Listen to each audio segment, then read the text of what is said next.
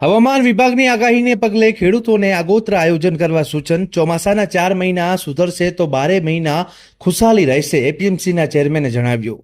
હવામાન વિભાગ દ્વારા આગામી ચોમાસાને લઈને જે આગાહી કરવામાં આવી છે તેને ધ્યાનમાં રાખીને વિસનગર એપીએમસીના ચેરમેન દ્વારા તમામ ખેડૂત મિત્રોને એક ખાસ અને નમ્ર અપીલ કરવામાં આવી છે। તેમને એક વિડીયોના માધ્યમથી જાહેર કરીને પ્રી મોન્સૂન અને ચોમાસુ પાકના આગોતરા આયોજન માટે ખેડૂતોને વિશેષ માર્ગદર્શન પૂરું પાડ્યું છે।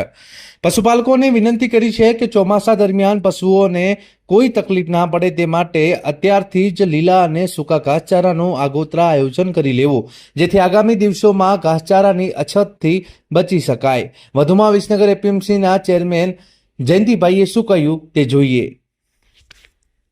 ખેડૂત મિત્રો, જણાવવાનું કે હવે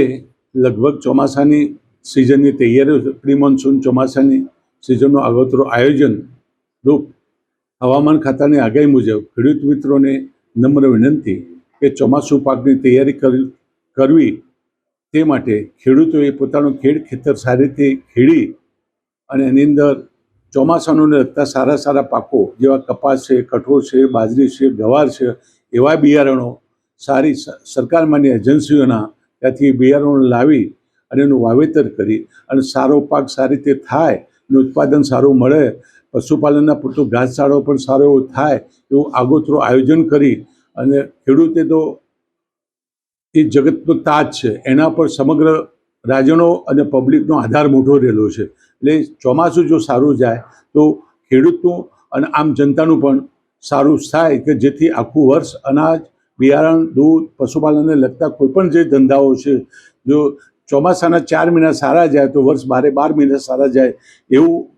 વડવાઓ પણ કહેતા હતા। એટલે એનું લક્ષ્યની જે ખેતીની જે